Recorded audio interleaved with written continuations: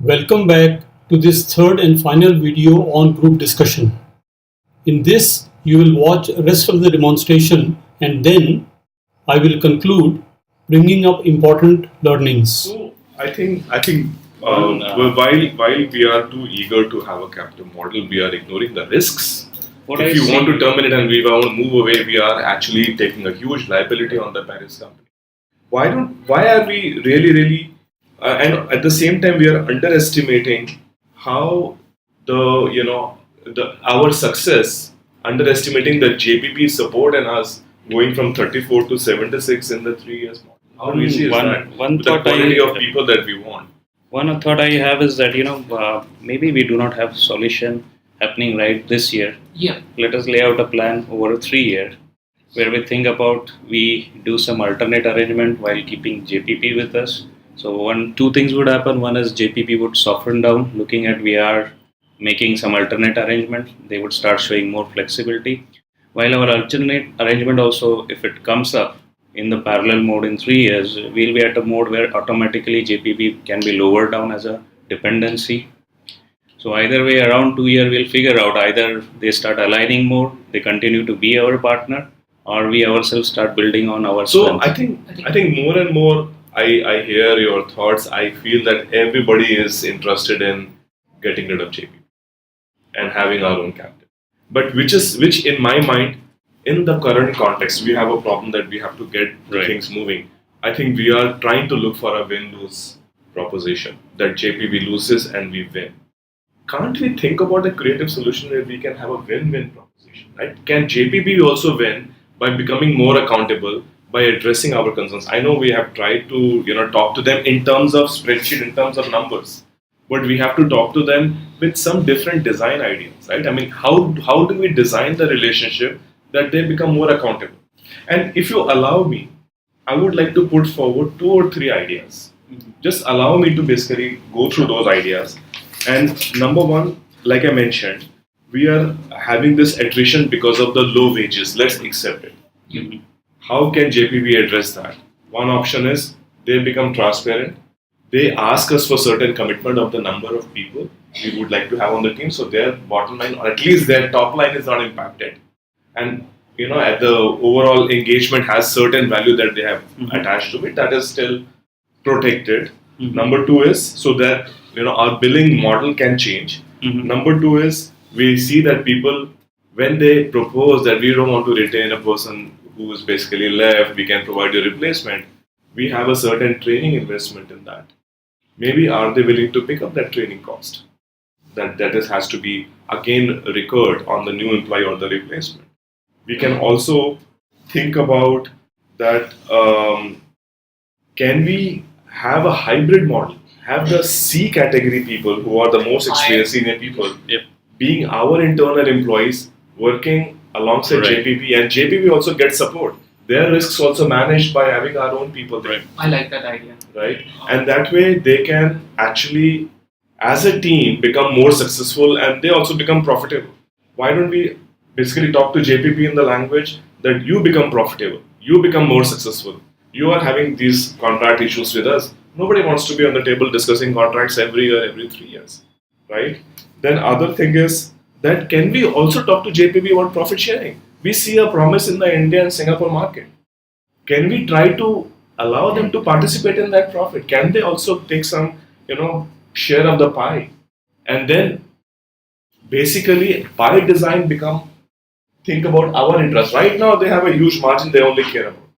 They want to provide heads to us and they want to get out of the whole situation.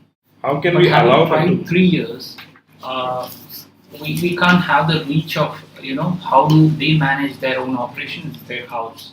But what we can hold them accountable is for the output. Right? If you go into the weeds that way, it's going to be a tough task maintaining the relationship. Right.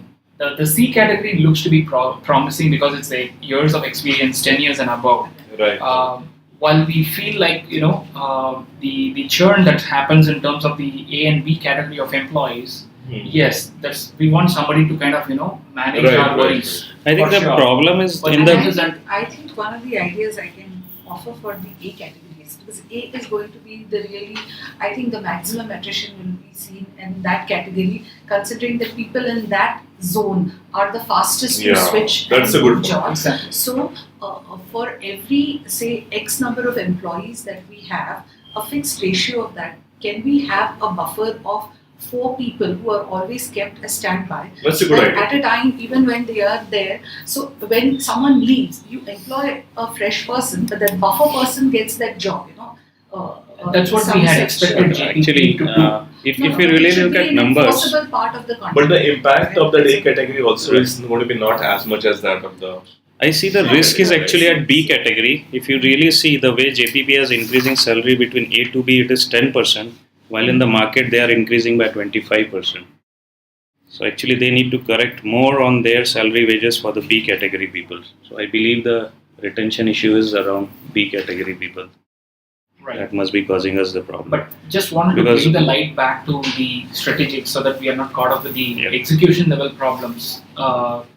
What about the strategy of expanding business here? Is this the right model? The partner vendor model is this the right I model? personally, right, I agree that personally the business increases only when you have an in-house, because the feeling of ownership, what is it for a JPP employee? What kind of this incentive and feeling of this with the solidarity with the parent company But that he feels to Can't stick we around can't this we and address that with JPP sharing the profit and maybe some equity? No, we can do No, that. but the- Sure, that- for but sure. my question is that But- cost that we are going to Correct. own is going to be more than really taking the whole people on our own payroll, Yeah. Right. If mean, I see that But cost might be how- more how than the do you- benefit of Based on my experience without, I mean, let's take an example of Hero Honda. They had a partnership for 20 years. Hero providing the distribution channel and Honda having the technology and the Right. product. They went around. Why didn't Honda think about cutting ties with them after 5? I think the bigger problem, if you look into the manufacturing especially industry, when you are looking for expanding the market. It's not only an outsourcing. Let me They're tell trying to expand market. Yeah. They would need support of See, JPP. I would the argue. challenge there is that What are your thoughts on how the GDE was conducted? Was it excellent, good, or average? How did each participant fare? Now, let me share a secret. This was a stage managed group discussion. Each participant was briefed to conduct herself or himself in a certain way. This is because we wanted to bring up as many behaviors and sub behaviors as possible. Obviously, many behaviors that we often encountered in real group discussions were missing, like conflict, total withdrawal by someone, missing key aspect of the case, etc. Now, let's become objective. Instead of using general terms like it was good or the group discussed most issues and found solutions, let's check out how we can assess each participant's leadership behaviors against 4 competencies, which are collaboration and teamwork, C&T, result orientation, RO, communication influencing, CNI, leadership, which is L.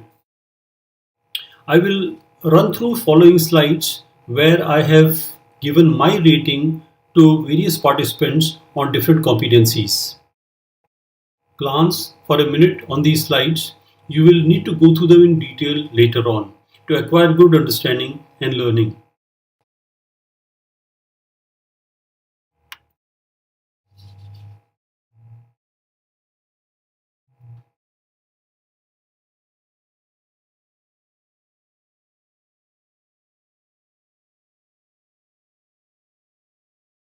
At this time, you just have a quick look and come back to it later to read in detail and check out what your thought was and what I have rated here.